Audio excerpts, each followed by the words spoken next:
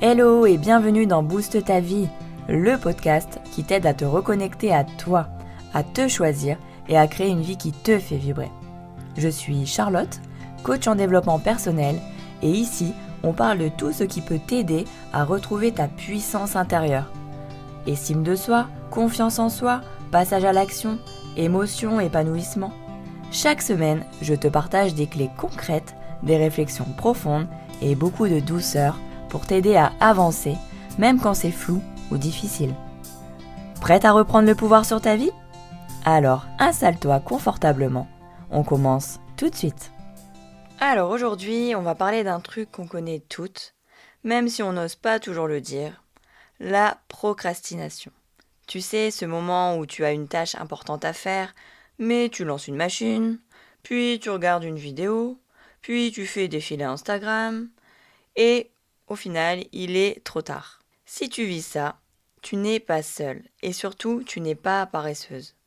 Dans cet épisode, je t'explique pourquoi tu procrastines vraiment, comment t'en libérer et quoi faire dès aujourd'hui pour te remettre en mouvement. Sans culpabilité, sans forcer, avec douceur. Allez, c'est parti. Alors déjà, avant tout, pourquoi on procrastine ?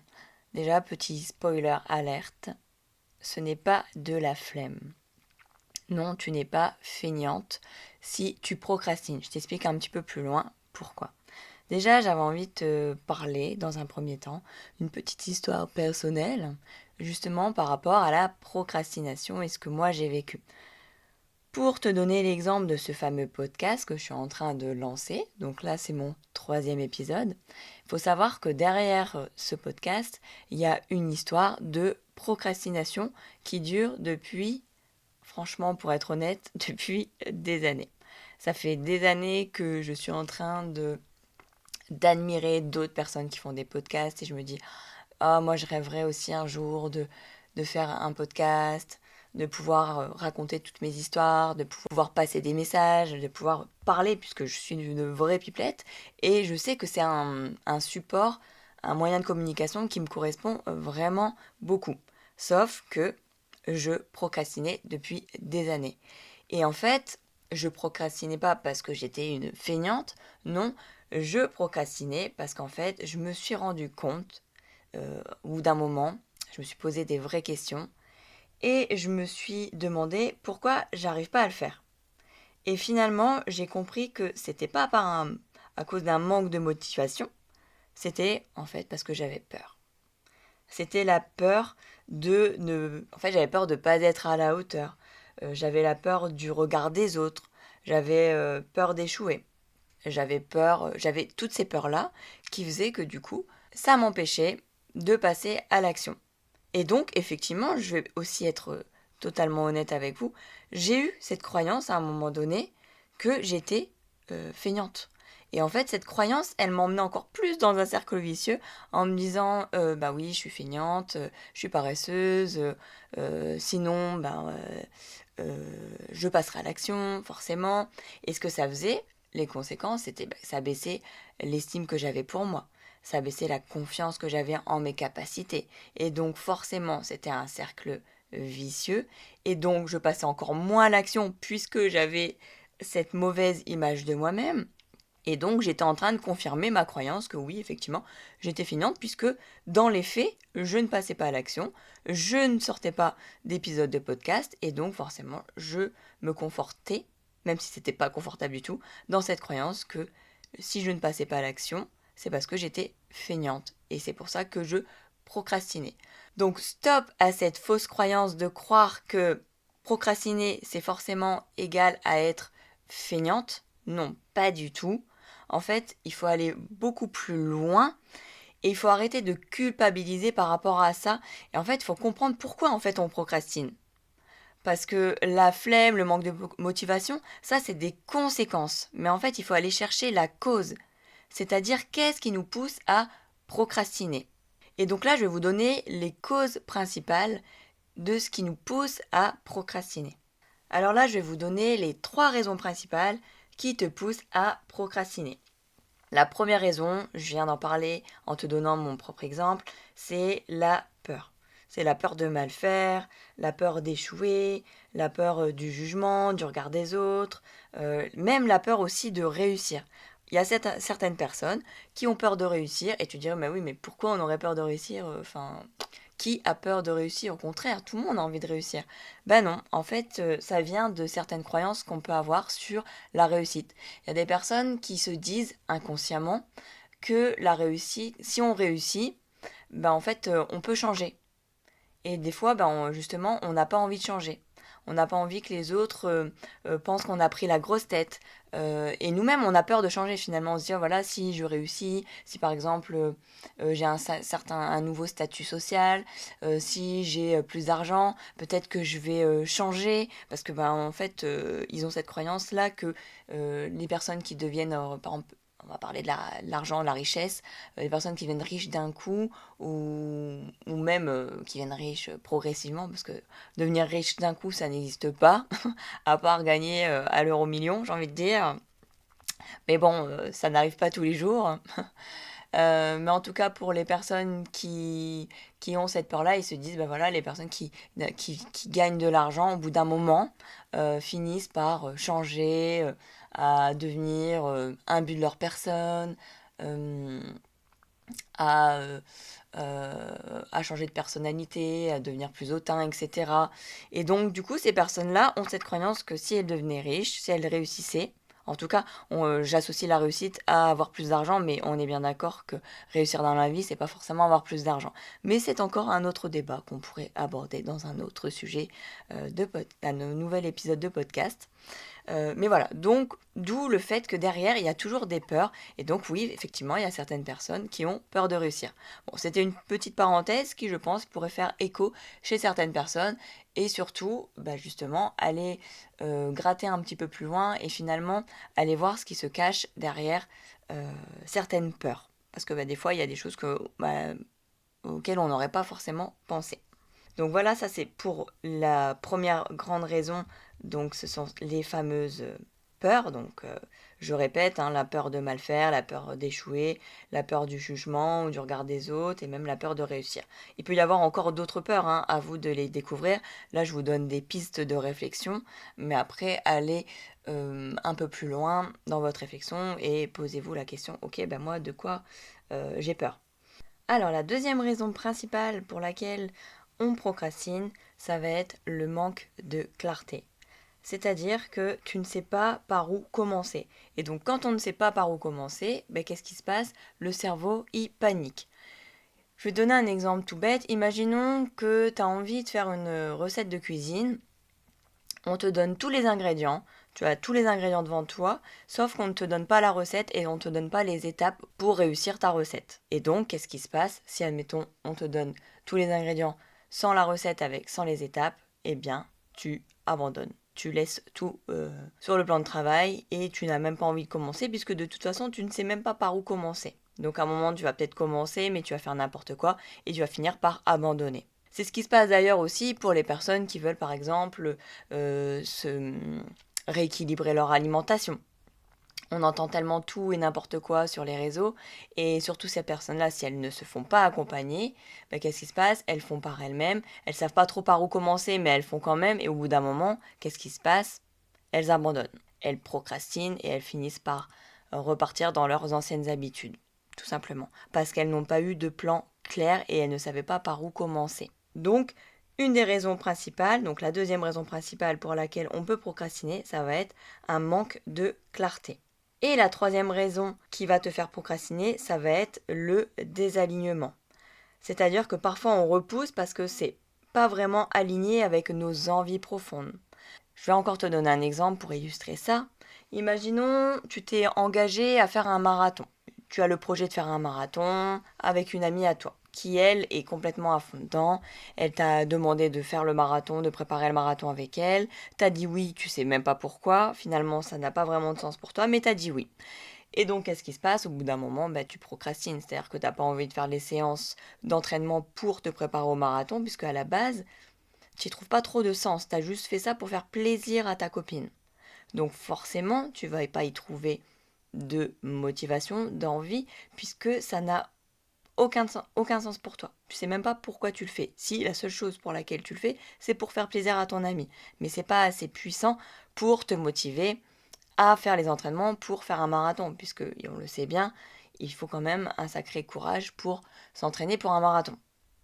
Donc vraiment, dès que tu t'engages dans un projet, quel qu'il soit, vérifie bien si ce projet-là a du sens pour toi.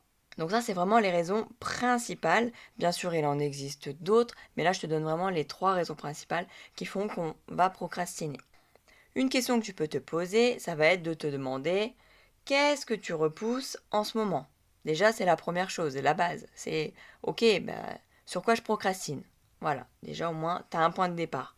Et une fois que tu as identifié la chose pour laquelle tu procrastines, ça va être de demander, ok, et si j'allais voir ce qu'il y a vraiment derrière ce j'ai la flemme. Parce que forcément, avoir la flemme, comme je t'ai dit, de pas faire et procrastiner et reporter au lendemain, ça c'est une conséquence.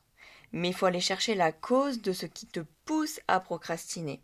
Et donc, aller te demander, est-ce que ce serait peut-être pas de la peur? Est-ce que c'est peut-être plutôt un manque de clarté? Ou est-ce que c'est peut-être un désalignement? Ou est-ce que c'est pas les 3 à la fois? Peu importe. Mais va chercher la cause principale ou les causes principales qui te poussent à procrastiner. Et une fois que tu les auras identifiées, c'est comme ça que tu vas pouvoir te remettre en marche et passer à l'action. Alors maintenant qu'on a vu pourquoi on procrastinait, et surtout maintenant je pense que tu as bien intégré le fait que procrastiner n'est pas égal à avoir la flemme et que t'es pas une feignante parce que tu procrastines, mais que derrière il y a des vraies raisons qui te poussent à procrastiner. Maintenant, je vais te donner des clés concrètes, j'en ai préparé 7 à te partager pour justement sortir de la procrastination. Alors, la première règle que j'avais envie de te partager, c'est la règle des 2 minutes. Je ne sais pas si tu as déjà entendu cette règle, elle est très simple. C'est-à-dire que si tu as quelque chose à faire et que tu te dis « Ah, ça va me prendre trop de temps », c'est déjà de dire « Bon, je vais déjà commencer par 2 minutes ». Imaginons que, je sais pas, tu as une grosse pile de papier à trier et tu dis « Oh là là, laisse tomber, ça va me prendre une plombe ». En fait, au lieu de te dire ça, dis-toi « Je vais commencer par trier mes papiers pendant 2 minutes ». Donc tu commences à trier, voilà, une feuille, 2 feuilles, enfin un courrier, 2 courriers, 3 courriers, peu importe, pendant 2 minutes. Tu fais juste ça.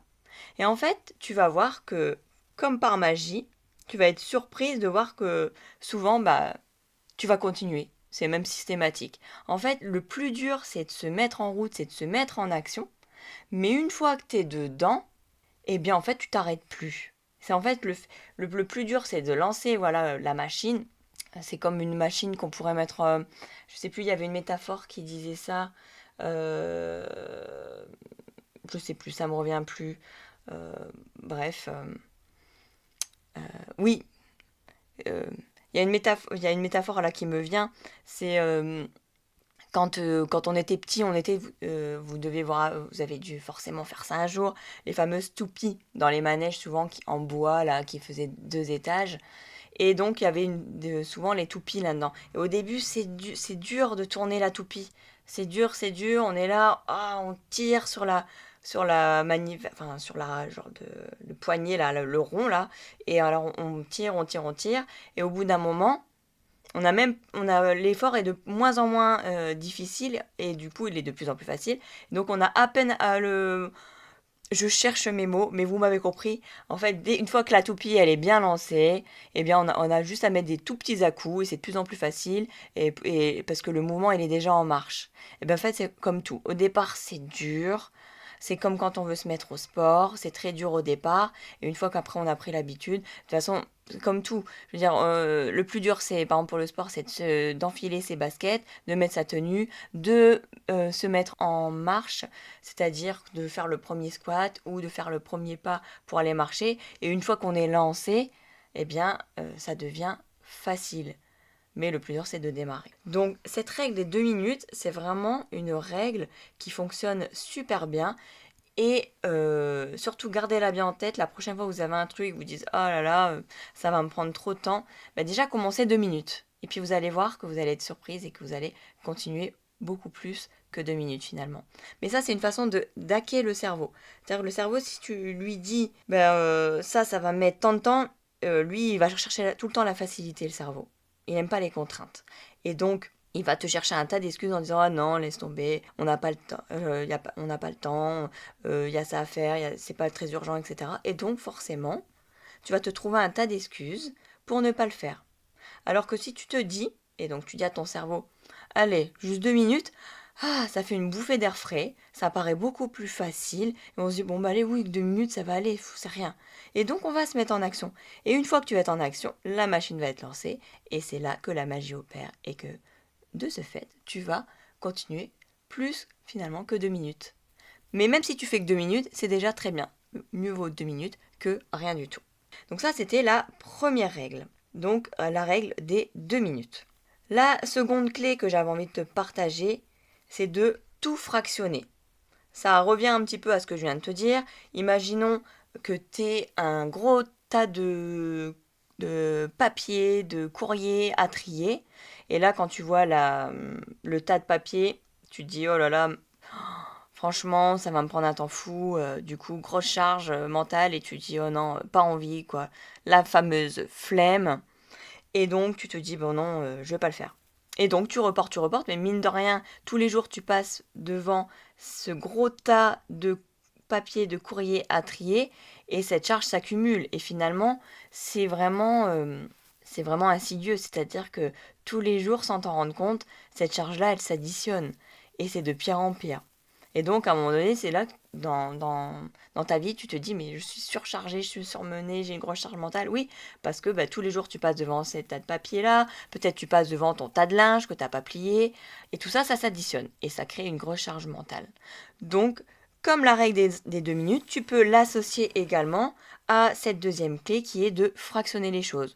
Par exemple, imaginons que tu as un gros tas de linge à plier, eh bien, commence par je sais pas moi, de prendre 5 vêtements dans ton tas de linge et tu plies 5 vêtements et t'arrêtes. Comme la règle des 2 minutes, tu vas démarrer et peut-être que du coup tu vas en plier 5. Tu vas dire, oh bah finalement je vais en plier 6, 7, 8 et finalement tu auras peut-être plié 15 vêtements.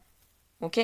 Mais c'est pareil, c'est d'hacker ton cerveau en lui disant, bon allez, on va fractionner la grosse tâche en plein de petites tâches et donc ça va te paraître beaucoup plus facile et donc c'est là que tu vas passer à l'action et faire ce que tu as à faire et arrêter de procrastiner. Ça, c'est vraiment une clé essentielle. C'est vraiment de fractionner les choses. Donc, c'est pour tout, hein, clairement. Hein. Ça peut être pour le tas de courriers que tu as à trier. Commence déjà par trier 1 ou 2 courriers. Et puis, voilà. Et tu fais ça au fur et à mesure tous les jours, par exemple. Donc, ça va te paraître beaucoup moins lourd, beaucoup plus léger de faire comme ça que de dire, bon, allez, je fais tout d'un coup. Ok, donc ça, c'est une deuxième clé que je te partage, c'est de fractionner les choses pour passer enfin à l'action et arrêter de procrastiner. La troisième clé que j'avais envie de te partager, c'est de faire un brain dump. Ça veut dire de faire de la décharge mentale. Et donc, tout simplement, je t'invite à vider sur papier donc tout ce que tu as dans ton cerveau. C'est d'écrire tout ce que tu as à faire, tout ce que tu penses, et ça libère l'espace mental. Tu dois connaître ces personnes qui te disent « Ah mais moi, j'ai pas besoin de rien écrire, je retiens tout de tête, j'ai tout dans la tête. » Oui, sauf que ces personnes, malheureusement, elles se retrouvent avec une grosse charge mentale, avec beaucoup de stress, et ces personnes-là font des insomnies, ont du mal à s'endormir, sont très stressées, etc. Et donc le but ici, ça va être vraiment de ne pas faire la même erreur et de décharger tout ce que tu as à décharger et de faire comme un brainstorming finalement et de noter tout ce qui te passe par la tête, tout ce que tu as à faire et ce sera la première étape pour ensuite prioriser les tâches à faire et d'établir des choses petit à petit. Donc cette clé est très courte mais très efficace. Donc de faire un brain dump, faire une décharge mentale et de noter tout ce que tu as dans la tête sur papier. Alors la quatrième clé que j'avais envie de te partager, c'est de poser une vraie intention dans ton agenda. Donc ne fais pas comme les personnes dont j'ai cité précédemment qui gardent tout en tête et qui se disent oui moi j'ai une grande mémoire, j'ai une bonne mémoire. Non, Sers-toi d'un agenda. Ton agenda, c'est ton meilleur ami, que ce soit papier ou électronique. Vraiment, note les choses. Le cerveau a besoin de visuels, a besoin qu'on lui répète les choses. Et vraiment, moi, depuis que j'ai adopté ça, depuis quelques années maintenant, hein, un agenda, moi, je préfère papier. Eh bien, je fais les choses. Je ne dis pas que je ne procrastine plus du tout, ce serait mentir. Par contre, depuis que j'utilise mon agenda papier, je fais beaucoup plus les choses qu'avant puisque elles sont programmées. C'est-à-dire, ne te dis pas, c'est vrai qu'on se dit souvent, ah, je le ferai quand j'aurai le temps. Oui, ça, tu sais que ça passe aux oubliettes. Comme quand on se dit à une amie, ah oui, faudra qu'on se voit un de ces jours. Oui, en fait, finalement, au bout de 6 mois, 1 an, on s'est toujours pas vu parce qu'on n'a pas programmé les choses. Et moi, c'est ce que je fais avec mes copines, hein. Souvent, on rigole parce qu'on se dit, ah, on a des agendas de ministres, mais c'est juste que, voilà, on a des agendas, oui, bien remplis. Mais n'empêche que il faut qu'on se bloque à chaque fois un créneau, un jour, un horaire pour se voir. Parce que sinon, en fait, on n'y arrive pas. Et ça passe à la trappe. Donc, c'est pour tout. Si tu as une séance de sport à faire, eh bien, tu te la notes dans ton agenda. Moi, mes séances de sport, elles sont notées dans mon agenda. C'est-à-dire que tel jour, telle heure, je sais que j'ai ma séance de sport. C'est un non négociable. C'est vraiment comme un rendez-vous médical ou comme quand vous allez au travail. Voilà, c'est des non négociables, quoi. C'est comme ça, c'est noté, vous y allez. Eh ben, c'est pareil. Donc ça, c'est vraiment une clé qui est vraiment super puissante et qui marche réellement. Moi, d'ailleurs, dans un de mes programmes que j'avais fait, j'avais offert à chacune de mes clientes un agenda pour qu'elles aient cette habitude, justement, de noter les choses et d'avoir un visuel pour leur rappeler qu'elles ont cette chose à faire. Et donc, ça évite de procrastiner. En tout cas, c'est un conseil supplémentaire que je vous donne, qui est fortement conseillé et à essayer. Donc voilà pour la 4e clé, poser une vraie intention dans ton agenda. Alors la 5e clé que j'avais envie de te partager, c'est de changer ton environnement. C'est-à-dire de te créer un environnement qui soit propice à l'action. En fait, il faut éviter d'avoir des freins, c'est-à-dire des choses qui vont t'empêcher, des résistances en fait, c'est ça, d'avoir des résistances à l'action. Imaginons que tu as envie, je sais pas moi, d'aller faire une séance de sport. Si déjà il faut que tu cherches après ta tenue de sport, que ça se trouve, tu n'as même plus de chaussettes propres, du coup tu te retrouves sans chaussettes, enfin bref, il faut que tu cherches ta tenue, il faut que tu cherches tes baskets, etc. Bon, laisse tomber, hein. Ton cerveau, à un moment donné, il va te faire de la résistance. Et là, il va te dire non, mais en fait, c'est trop chiant. Laisse tomber, on a autre chose à faire. Et on va pas aller courir. Parce que là, tu trouves pas ta tenue, tu trouves pas tes baskets. Donc non, en fait, on va rester tranquillement à la maison, devant une bonne série Netflix. Et puis on va rester dans le canapé. Et puis ce sera beaucoup plus facile. Parce que là, franchement, c'est trop compliqué. Voilà. Donc crée-toi un environnement où justement tu n'as pas ces freins et il faut que tu te facilites l'action au maximum. Donc si tu veux faire du sport, prépare tes habits la veille.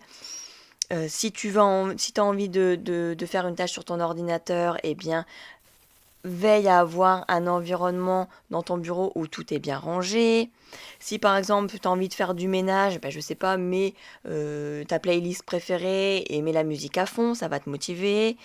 Si par exemple tu sens que tu es facilement déconcentré par tes notifications de tes réseaux sociaux, tu te mets en mode avion. Enfin voilà, vraiment crée-toi un environnement, un espace qui te donne envie de t'y mettre. Donc ça, c'était la 5e clé, changer ton environnement pour enfin passer à l'action.